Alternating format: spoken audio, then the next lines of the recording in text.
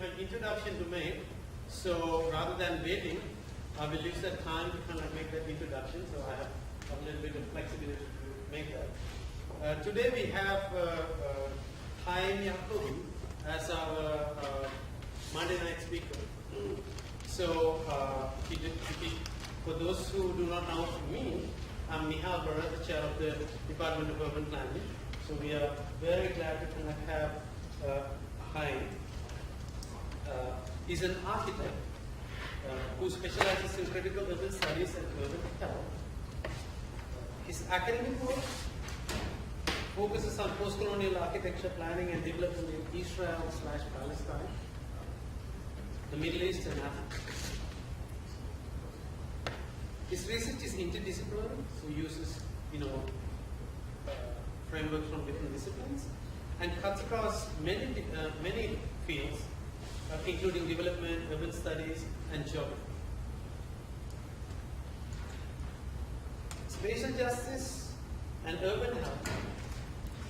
Spatial justice and urban health, contested urbanism, transnational migration, and informality are the core of his research and consultancy. So he's also involved in urban health. Health is an important aspect of urban development. His approach to urban health is based on understanding how history, power, and structural inequalities interact to produce urban health disparities. Right? It's not just descriptive, but very analytical. He believes the study of urban health and the development of interventions in any urban context should look at the effect of urbanization on both physical and mental health, and consider the role of urban forms and policies as foundational causes of racial and ethnic inequalities in health. Right? So health, he doesn't look at health as equally distributed. His work has been published in leading international journals, in monographs, and he's done several edited books. I was fortunate to get a copy of one of his books called Israel and Africa, a genealogy of monogeography. So you can see his focus. He's the co-founder of DIMCOM, Planners for Planning Rights. That's an NGO that deals with human rights and planning in Israel. He was a Fulbright. He actually works with. This is the focus here.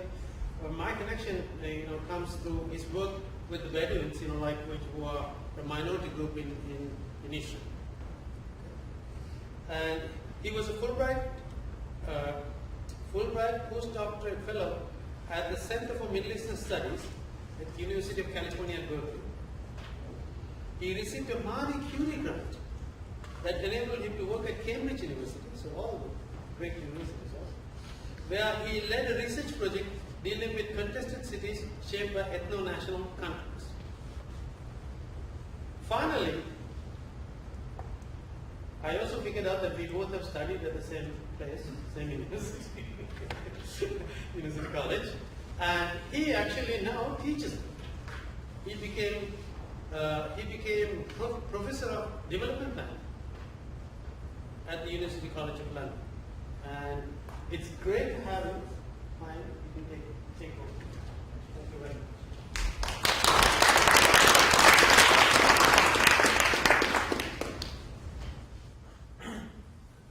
Can you hear me? Yes, I think you can. Thank you very much, Nihal, for the introduction and for invitation. Sorry? Do you want the lights down for that? Just a bit, so people will not fall asleep. So thank you very much for the introduction and the very generous invitation. So far it was a very, very nice way to meet new colleagues and some students here. So thank you very much. What I would like to do today is to discuss my previous work with some work which is in progress. I prepared it especially for you guys, so it's also a good opportunity for me to have some feedback from you, questions, critique, and I'll be very happy for a discussion at the end of my presentation. I will start with reading because I want to be very accurate, but later I will speak without my text, so it won't be that terrible. In 2005, a petition was filed to the Israeli Supreme Court of Justice by the Association for Civil Rights in Israel and Physicians for Human Rights, an NGO that deals with health and human rights, on behalf of Inas El-Atrash. Inas was a 3-year-old girl, lived in an unrecognized Bedouin village, and was diagnosed with aggressive cancer in her chest.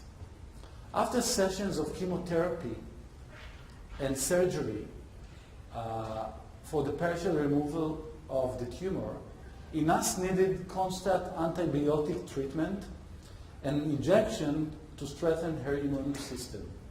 Medicines that needed to be kept in temperature of 0 to 4 Celsius. Since the treatments weakened her immune system, keeping hygienic, air-conditioned environment was essential for her recovery, especially in the hot summer days in the Negev desert.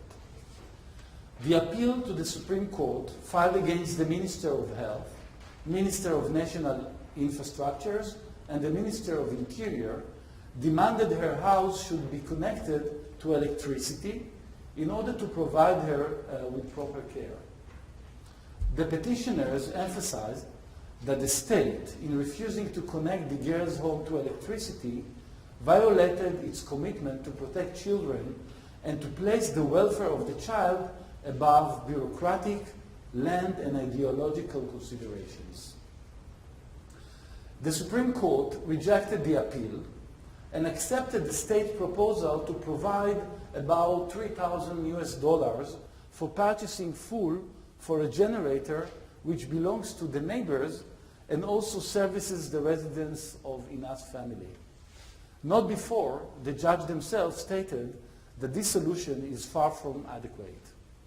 However, the judges did not obligate the state to connect the home to electricity, claiming that the parents of Inas choose to live in unrecognized village, and I quote, knowing that they would therefore not be able to connect to basic infrastructure.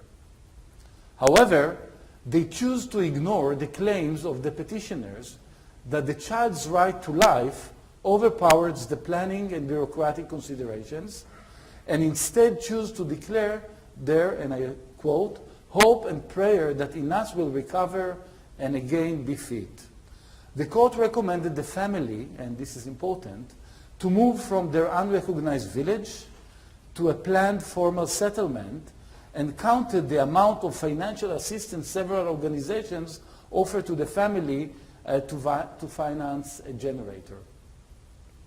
Due to this decision, Inas was forced to continue to face her illness and slow recovery process on her own without a proper air conditioning system, which the state could have provided in order to aid her immune system in handling the dangers she must confront. Of course, given that the appeal was close to the winter months, this decision also meant that the home was not be properly heated. As I would suggest, the case of Inas clearly illustrates the way in which health, as a basic right, and space are entangled. Electricity, clear water, sewage system, and adequate housing conditions are basic conditions not just for ensuring healthier environment, but also for the provision of health care. Yet, I would argue that in the context of settler colonialism, where territorial and demographic control are prioritized over basic rights such as health, these are limited. So today, what I would like to do is to understand, and I must say that I don't have any clear answers to these questions. What I'm interested in is, through the story of Inas, to understand how and why space is political, and whether non-planning is a policy rather than abandonment or withdrawal of the state. Can we understand informality as a form of political protest? And finally, what is our role as planners, architects, and urban designers in working with vulnerable communities on health planning issues? So there are several arguments that I would like to emphasize. The first is that political context such as settler societies. This is the framework through which I see Israel in political and spatial terms. So settler societies have a significant impact on how space is organized. And here I would like to emphasize that I'm working on top-down policies and planning, but also on the way in which people use space and claim space. The second argument is that the organization of space, planning, non-planning, and spatial protest affects the right to health of the communities residing in that space, and I think this is quite obvious. Finally, almost all rights, as well as all key principles of the new urban agenda, have some sort of spatial dimension, and it is not that human rights are in some sense spatial, but that the way space is unplanned or planned, controlled, organized, it affects the protection, violation of human rights in fundamental ways. So just to give you some kind of background, the new urban agenda sets some principles which are very relevant in my view. First of all, that in every urban context one should provide basic services for all citizens to ensure that citizens have access to equal opportunities. Access is a very spatial element. To promote measures that support cleaner environments. This is obvious. Strengthen resilience in cities to reduce the risk and the impact of disasters. To take actions to address climate change. Fully respect the rights of refugees, migrants, and internally displaced persons. This is very important to our case. To improve connectivity and to promote safe, accessible, and green public spaces. So I think you can understand how these elements are spatial. And the idea is to have progress in health that will depend not only on the strengthening of the health system, which is obvious, and that's what people from public health will argue, but also on shaping healthier environments. And I think this is, the perspective through which we, planners, architects, urban designers, should look at the connection between health and space. But, as a bad boy, I was doing critical work. I think it's important also to put these very nice ideas into more critical understanding of power relations. So, on one hand, we can see a very interesting and important growing literature on planning and health. I think the work of Jeremy Corbyn is very, very important because the questions that he's asking, for example, how can we return to health and social justice roots? Because health and planning as disciplines, they are developing, in parallel, and they are very much linked to each other. What are the connections between planning and health equity? What new political processes can help to connect planning and public health with a focus of addressing the social determinants of health? I will say a few words later maybe on social determinants of health. While on the other hand, we have a very important growing literature on the global south and post-colonial urbanism that enables us to question such an interesting and important approach that Corbyn poses. So there is kind of assumption that we live in a liberal society that, if we will work hard politically in a collective way, we can change the world. This is a very important idea which is not relevant to many of the cities, I would say, which are not in the global north, if you want. And I think that it was Libby Porter who put things in a very straightforward manner, and I would like to read her argument. What remains absent from current critical theory is recognition of the colonial culture roots of planning's epistemological and ontological position.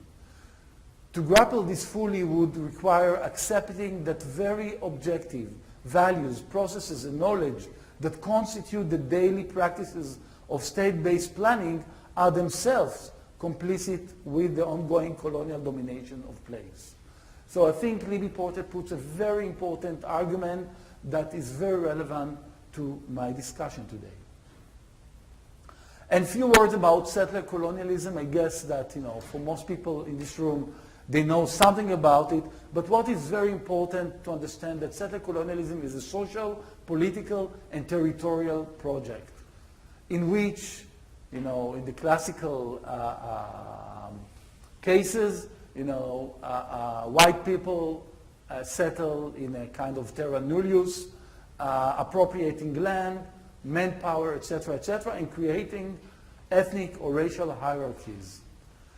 And what, my work is very much based on the work of Professor Oren Iftachel, who was also my supervisor, who puts Israel in this framework. I know that, for many people it's a very uncomfortable framework, but I think that this is a very important way to understand the way in which Israeli territory was shaped and how Israeli society is shaped, because we have a clear hierarchy that has to do with ethnic belonging.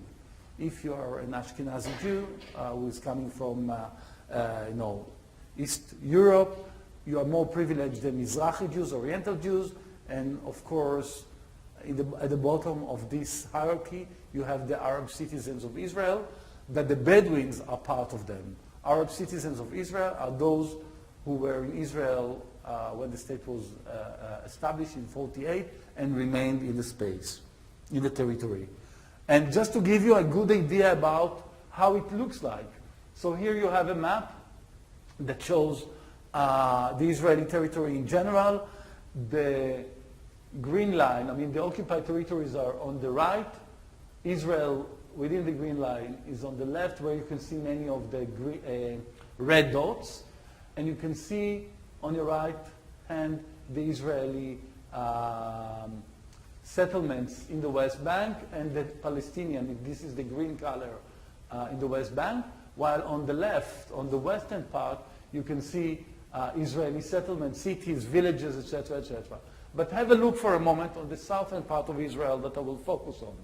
Here you can see this yellowish amoebas, if you want, which are the Bedouin settlements, most of them unrecognized settlements. But what is important for me to say here, that the Bedouin settlements are unrecognized settlements by the state, because through the project of settling in Israel, Bedouin land was expropriated and used and transformed into a state land, while the idea was not to plan any Bedouin settlements with the hope or fantasy or illusion that they will disappear. But of course they didn't disappear. In fact, they are still there, and I'll show you some images. What is very important, that the land dispute is very, very strong. The whole conflict between the Bedouins and the state is about land. And this was very much the focus also of the research in the last 15, 20 years. I would like to refer, and I will not be able to develop it further today, to the way in which the Bedouin settles in the south of Israel as a way of spatial protest. And spatial protest for me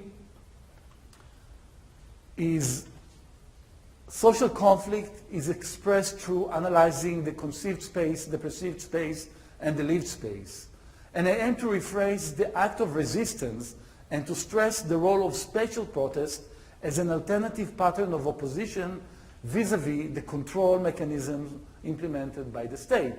So I see it as a political project of developing informal settlements in the south of Israel. Spatial protest, and this is important, is characterized by autonomous initiatives reflecting personal and social needs that challenge the interests of those in power. So the struggle between the state and the Bedouins around the land, we cannot approach the Bedouins as being passive. The project of settling informally is part of their resistance. And here you can see two images of how part of these settlements look like, okay? So I want to go back and ask what is our role as architects and planners, in such a complex situation? Are we doing advocacy planning? Are we approaching it through radical planning? Can we start discussing decolonizing planning education in this situation?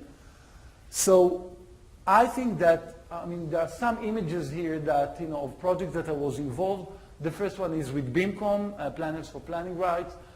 This is an alternative master plan that was prepared with the participation of the Bedouins in order to find a solution that the state will recognize some of these villages. Nothing actually happened. Some villages were recognized in the last few years. I will speak about it a bit later. I was trying when I was teaching in Israel to bring students to know this community, to understand that these people, they claim their land and they are not criminals. But first of all, we must understand their work or their behavior as a way of resistance. And of course, we also developed some work with communities, which I find very important. But it is important also to have a closer look at the southern part of Israel. And we cannot go into the details, but what is very important, all the red dots are unrecognized villages. So this is something that can give you, I think, some idea about the scope of this phenomena. And it is important, you have a black dot there. This is Beersheba, the main city, that many of the Bedouins, they use it. They use the hospital, for example. They use it for shopping, etc., etc. So the whole separation between urban, rural, as we discussed today, is very questionable. I think it's better to look at it as a metropolitan, where different settlements exist and different relationships with the main city exist. But this is maybe my opinion. I don't think many people share it with me. So far, I try to give you, the context in which the unrecognized informal settlements are established and what kind of political tension exists in the very existence of these settlements. But in the last year or so, I started to be interested in the relationship between these processes and questions of health. And there are two reasons for that. The first reason is that, as I told you at the beginning, there is a clear connection between space and health. But from a more political perspective, or as an activist actually, I started to believe that if we want to create some change, maybe we cannot discuss land disputes anymore as a basis for a struggle. Maybe we should start discuss health and what is the effect of this situation on the health of the Bedouin society. So I did a very simple exercise. Here you can see 3 settlements. Omer is the richest suburb, one of the richest suburbs in Israel. On the spectrum, I don't know if you can read it, but economically speaking, it is in the top of the socioeconomic rank in Israel. It is a Jewish suburb, and 3 kilometers from Omer is Tel Sheva. Tel Sheva is the first planned town that was planned for the Bedouins at the beginning of the 70s. The idea was to try and to push the Bedouins into planned towns and to expropriate land. I don't want to discuss it into details, but this is one of the biggest failures of planning in Israel. Because these towns, beyond the land issue and the idea to control the population, they were planned without any connection to the cultural, social needs of the Bedouins. And Tel Sheva is one of the poorest municipalities in Israel, only 3 kilometers from Omer. 4 kilometers from Omer, a bit to the north, you can see Batin.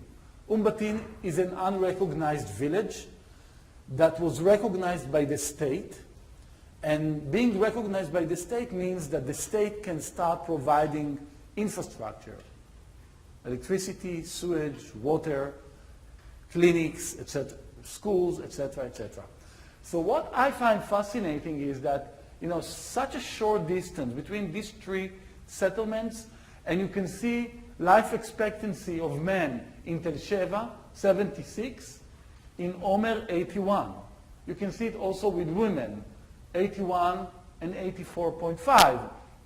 Mortality is higher in the Bedouin sector, and so we can see that in the very immediate data that we have, that there are like such a short distance, such big gaps between the different communities. So I think it's important to start to understand how planning, space, and health are linked to each other vis-a-vis recognition, unrecognition, planning, and non-planning. So let's have a look at the issue of environmental hazards. That part of the informal settlements, next to them, for example, you can see this is an industrial zone which is very close to one of the unrecognized villages, Wadi al-Nam. And it's very interesting to see that the industrial zone of Ramat Chovav contains about 20 chemical industry facilities. The minimal safety radius around such plant is 5 kilometers, while the unrecognized village of Wadi al-Nam is located only 1 kilometer. So epidemiological research examined whether mortality in the Bedouin population in this area is associated with the residential distance from Ramat Chovav. So we can see that there is increased mortality rates due to symptoms and the conditions of non-external causes were observed in the Bedouin population, in both men and women. For example, dozens of Bedouin babies are suffering from congenital malformations who live next to this industrial zone. Also, malformation among Bedouin residents living near Ramat Chovav is twice than those who live more further. So obviously there are higher rates of respiratory disease such as asthma for people, people are Bedouins who live next to Ramat Chovav. So you can see that planning the industrial zone so close to the unrecognized village affect, of course, the health of the people who live there. But don't forget that this village does not exist on the formal maps of Israel. So you can do whatever you want. You can plan whatever you want next to this village. Another issue, something disappeared in the image, but has to do, of course, which also has to do with environmental injustice, the lack of waste disposals, which creates many problems and, of course, affects very much health issues in the unrecognized villages. And what is also important, and you can see how housing demolition, because one of the mechanisms that the state uses in order to perform power in these unrecognized villages are housing demolition. They demolish houses that are built by the Bedouins in order to stop the informal process of producing settlements. So obviously, this, the remains for themselves are the cause of different accidents in these villages. Another example is, of course, the sewage system and the fact that some of the villages are very next to a sewage stream that comes from Hebron, from the Palestinian authority area, that goes down because environmental hazards have no borders. It starts in the Palestinian part, it comes to the Israeli part, and all the people who live along this valley suffer from it. But this photograph Unfortunately, you cannot smell it, but it's really, it crossed an unrecognized village. And I saw with my eyes moms and children crossing the water from one side to another. And so I don't have to tell you, what is the meaning of it from health perspective. And of course, the issue of water, which is, I mentioned it. I mean, water is a basic element, or that one would expect to have these days. So you can see that in that picture, that only following a very extensive legal struggle, water supply in the recognized villages, those that were recognized, the state must provide water. So water supply in the recognized villages is often provided by water centers. What are water centers? You see this building here. People have pipes linked to the main source of water. You can imagine in 40 degrees in the summer, what is the quality of the water, drinking water, that people have. So in 2010, Physicians for Human Rights submitted a request to the government's finance committee to order the establishment of 10 more such water centers, not just to the recognized villages, but also to the unrecognized villages. So obviously, it didn't happen, because if it's a recognized village, the state has no commitment to do anything. And of course, you can see also another solution for water, a more prevailing way of bringing water to villages is plastic or metal tanks. So again, you can imagine what is the quality of the water after staying in the sun, for a long time. And it has, especially the issue of water has an immediate impact on health issues among the Bedouins who live in the villages. And electricity. So it's nice because some of the Bedouin family managed to find solar solutions, but the state sometimes demolish it because they are not allowed to build any elements, if it's an unrecognized village. But electricity, as I've told you about the case of Inas, of this 3-year-old girl, without electricity, you cannot keep medicines. I'm not talking about having lights or warming the house during winter. In the desert, it's very cold during the winter, especially in the night. So without electricity, you cannot protect some of the very basic rights. So electricity is not provided in both recognized and unrecognized villages, and people use generators, which makes the production of electricity is much more expensive. So the poorest community pays the highest price for electricity because of unrecognition. And even if the village is recognized, as I told you, there's no electricity. And you can have a look, for example, that in this village, you can see that there is a very significant electricity infrastructure very close to the village. So, of course, it's not very healthy to the people who live there.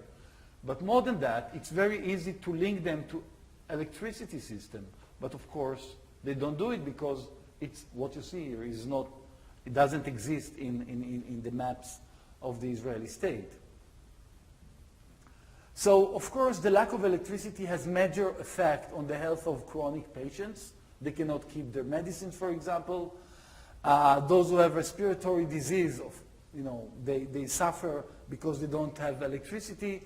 And, of course, those who don't get, medicines, because even in the clinics, as you can see here, in the state was forced to have clinics. I think in English you say surgery also, but clinics that will serve the people in the unrecognized villages. So following a very legal struggle, the state was forced to do so. But if you don't have electricity and you have a generator, what kind of services you can give as a clinic to the population? So obviously, most of these clinics, they work on generators. Some of them are doing amazing work, I have to admit. I visited some of them. I spoke to the staff there. They're doing amazing work within the limitations. But they cannot provide everything because of the fact that they are not linked to any infrastructure.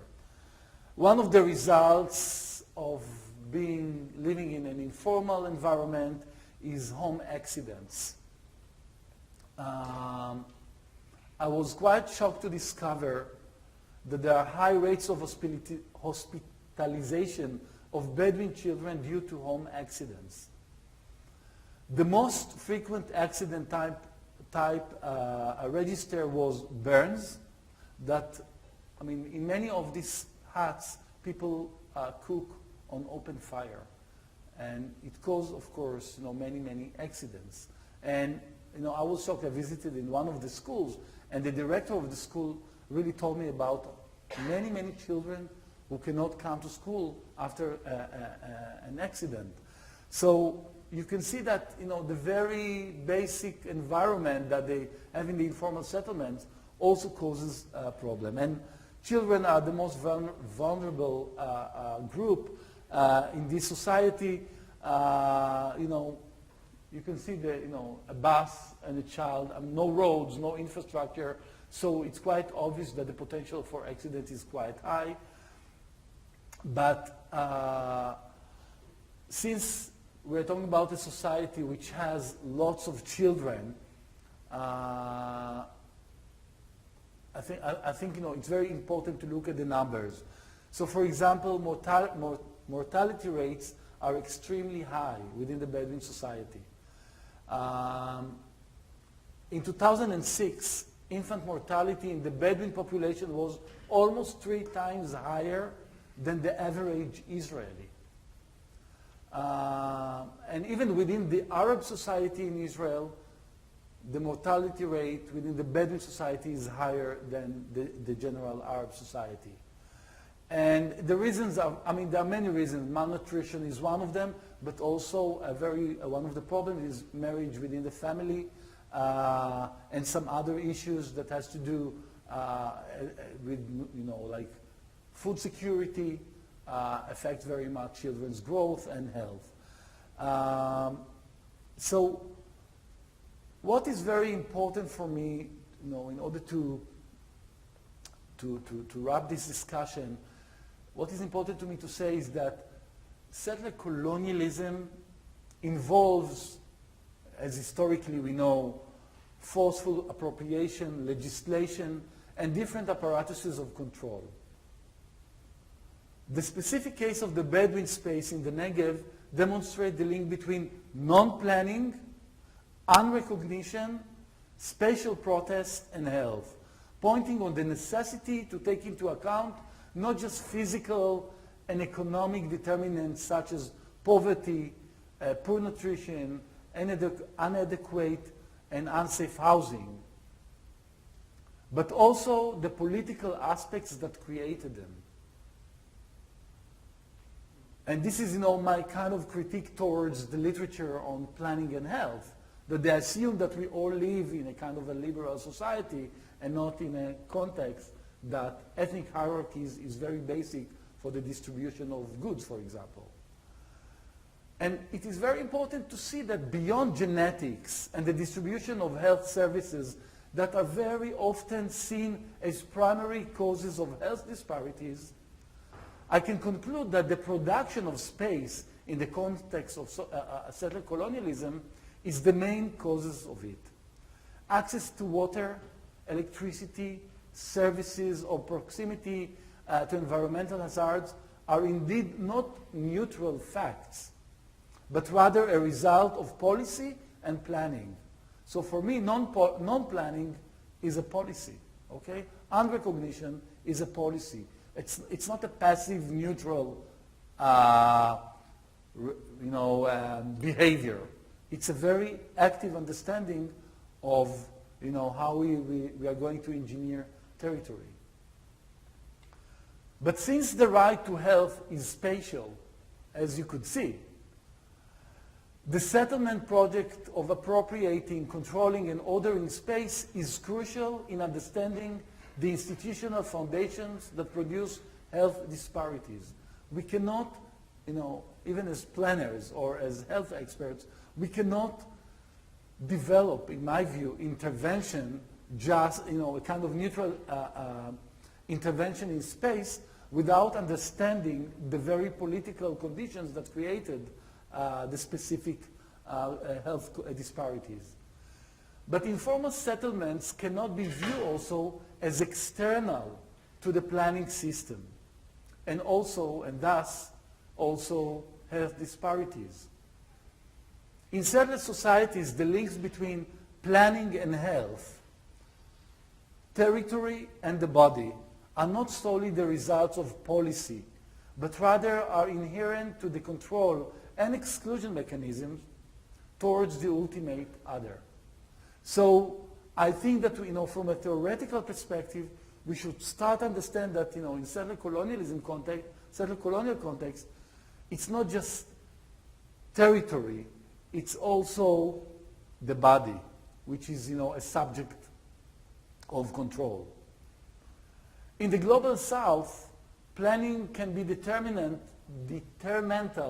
to health in both formal and informal settings and act to prevent disease and reduce health and safety risks. Yet in Israel, space is organized in ways that help to protect rights, not so much due to planning regulations or policies, but rather due to the economic, social, and cultural capital of a given community. Hence, planning that in principle, and I know that it sounds like a very modernist approach to planning, but planning in principle can help secure human rights in general and health in particular, and conversely, a non-planning policy endangers human wrongs, as in the case of the unrecognized villages. Thank you.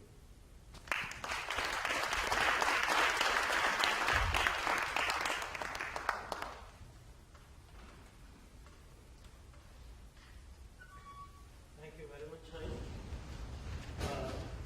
Thank you for bringing people into planning.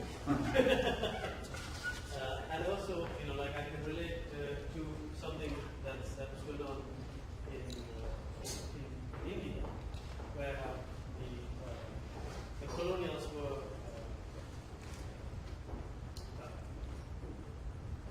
blaming so-called tribal communities for their children dying at a younger age because of this half-sickle disease.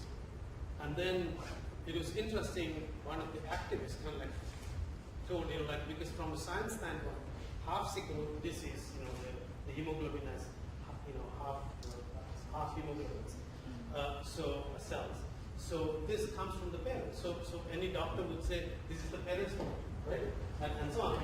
Then he figured out all these tribal groups in India are spread out they are not even related. This cannot be genetic. It comes out of malnutrition that happened during the colonial period. So it's quite interesting to see, some things that when we analyze within a small framework, we have one answer, but we believe that to be true. But when you look at the larger pictures, it's totally something else. Yeah. So thanks very much. I will open it up to the floor. For any questions, comments, commendations. I'll break it down. First of all, thank you again. I would be honored to travel over to London and make a presentation.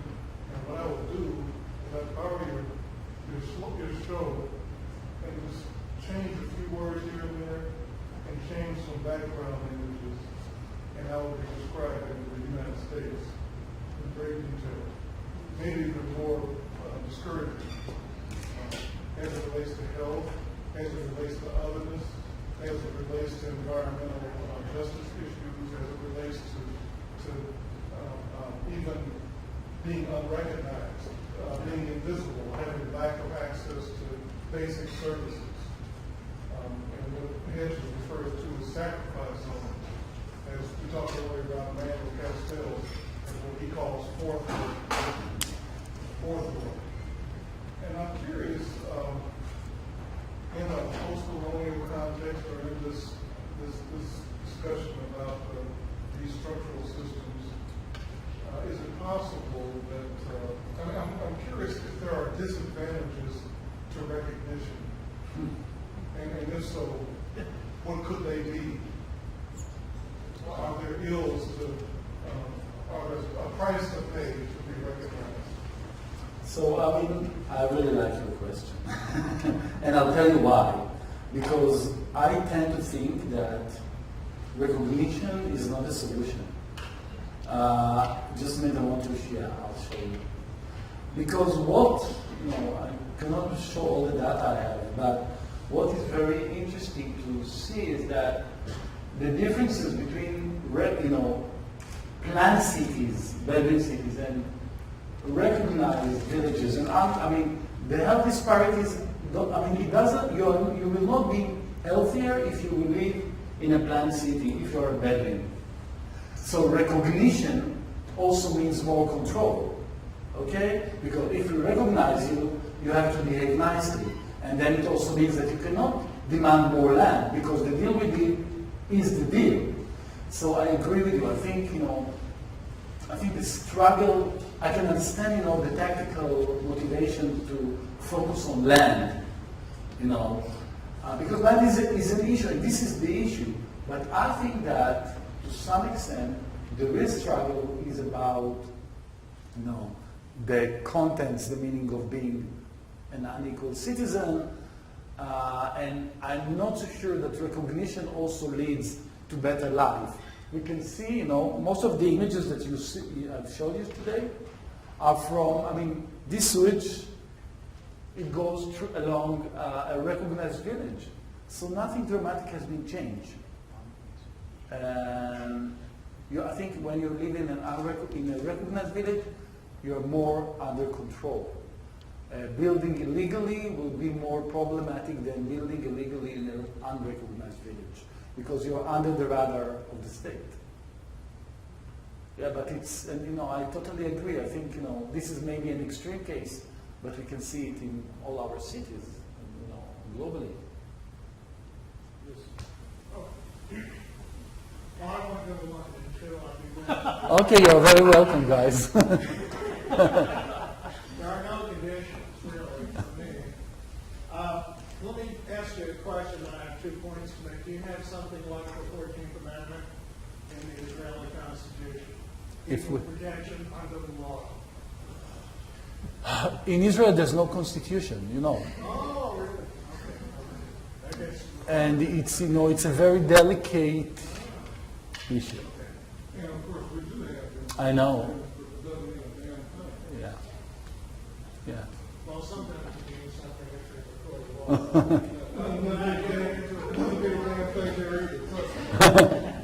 The 2 points. Yeah. One is absent land development regulations, planning, and LPOs. You're regulated by health and safety, at least you are in the United States. Mm-hmm.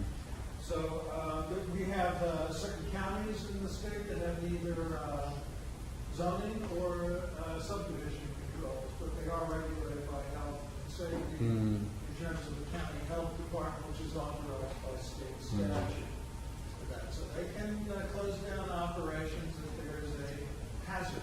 Yeah. Environmental or public health type hazard. I don't know if you have the same thing in Israel. The second is we have a rich tradition in the United States that land ownership determines citizenship and suffering. We have the freeholder concept in colonial times that crept over into the United States. And then we had a board chosen by freeholders. So the only people that could vote were people that owned land free and clear of any encumbrance on the land, like mortgage and so on. So we even narrowed it down to forget about a deed, you have to own it free and clear or something like that. So we even have homeowners associations where the only people that can vote are people that own land. So if you're a tenant in that particular You district, can you avoid. have no franchise whatsoever. And so the list goes on, the tradition continues. Of course, with the 14th Amendment, we don't recognize ownership. We just recognize human beings. So I guess my point is, on the second point, there's a political contention over who gets suffrage in Israel. No. And so land ownership is at the basis of that suffrage movement. So if you don't recognize that they own land, there's non-ownership involved, you don't get the right. So it's not the case because Yes. the Bedouin, I mean, I think it's a bit more complex here because they are citizens. They have the same idea as I have.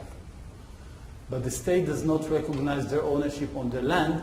The reason is historical. Because during the Ottoman and later the Mandate period, they didn't register under the Mandate regime. And now the state has a case to say, it was not registered, so it means that it wasn't yours.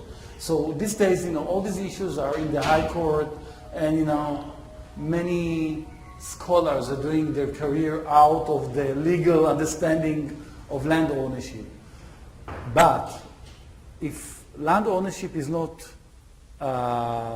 accepted by the state, the very presence of these people on the land also is not accepted. So, they are visible. You're right. I mean, this kind of visibility is is basic for the unrecognition. But you have a parliamentary government, so it's dependent on location. Yeah. So if you don't own land at that location, how do you have the franchise to go through? You're not- So, you see, there's this link between their citizenship and the land ownership. Because in Israel, anyway, most of the land is owned by the state.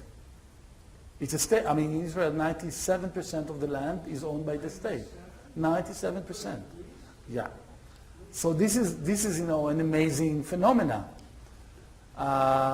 So mainly, the Bedouin society and the Arabs in the Galilee,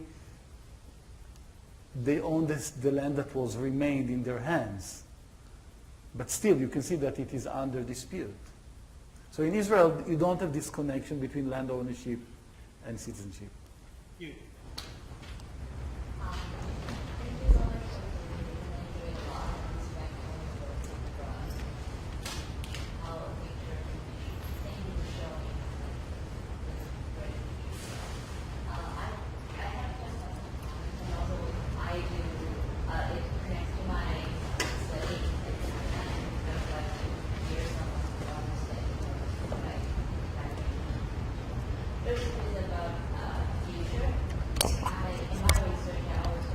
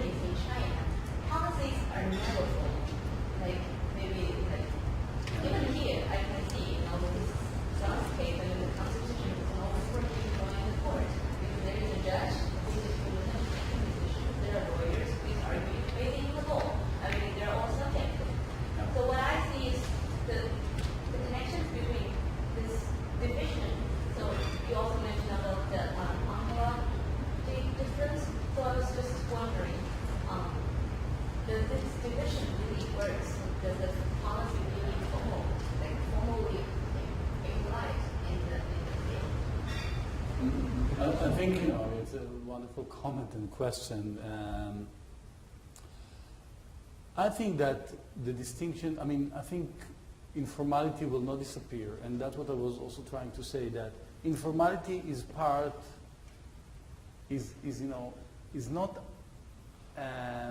out of the system, it's part of the system, okay? And I think it will stay like that, even if the state of Israel will recognize, all the villages. I also think that if you want to understand, some of these informal settlements, they have a very clear logic, spatial logic of the way in which they are produced, which we should learn and understand it rather than objective and demolish it. This is another issue. And, I think, I agree with you. I think the problem is not always with the explicit regulations, law, etc., etc. Sometimes it's more important to understand the implicit policies, the way in which they shape space. Because, of course, if you go to the Ministry of Interiors and you'll say, hi guys, what you're doing here is, is terrible, blah, blah, blah. They will not tell you, we have a clear policy to ignore these villages. They'll tell you, look, we look at the map ownership, the ownership maps of Israel. This is, a state land. It's not, this land is not a private land of anyone. And then you start digging, in the archives in order to understand how happened that their land became state land. So there's a whole legal structure that protects the state's ideology. So it's not just planning. We should understand, how planning and legal structure work together. So, yeah, I don't think that I don't think that informality will disappear the day that the state of Israel will recognize all these villages. I think, for informality there are many reasons: political, economic, cultural, etc., etc. So we are running out of time. Maybe any quick questions? Your passion is contagious, so thank you for sharing it with us. And how did you get interested in it? Sorry? How did you get interested? It goes back when I was studying at the DPU, where I'm now a professor. When I was studying, I wrote my dissertation on one of the planned town, Bedouin towns. I analyzed these are planned towns, but the Bedouins, they built illegally. They built against their planning regulations. And I was very curious to understand the tension between the way in which planners plan the city and the way in which people use it.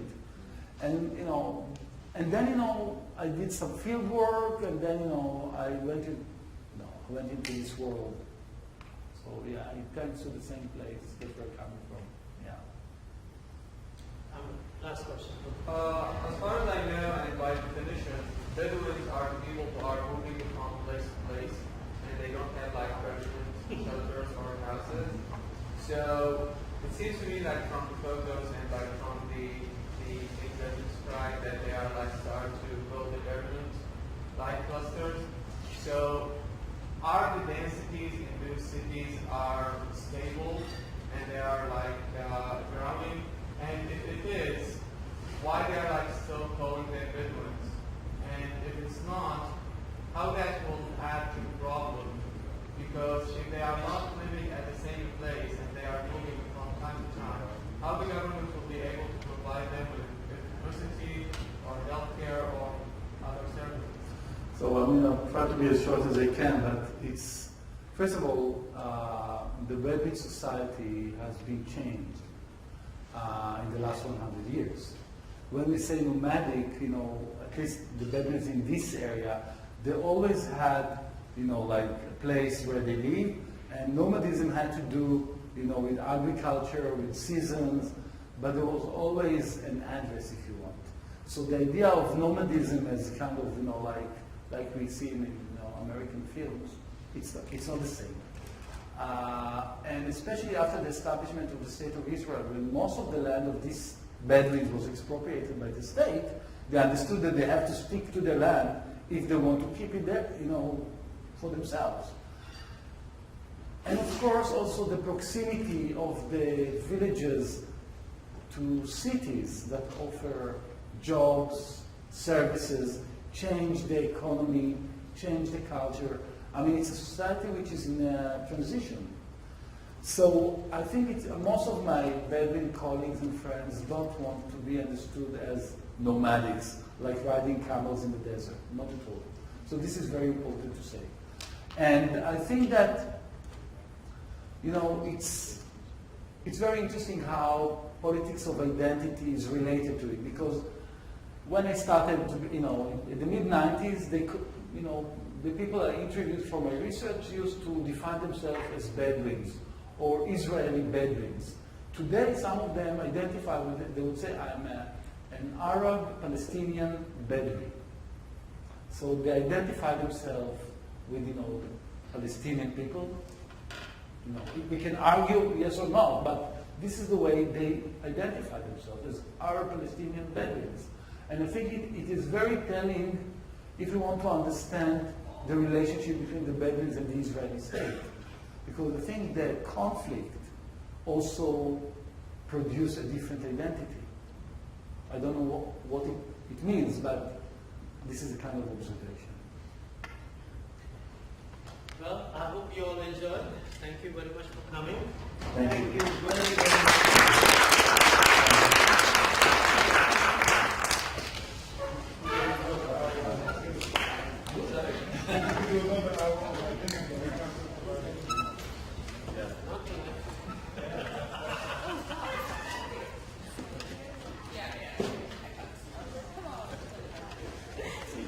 See you, Charles. How was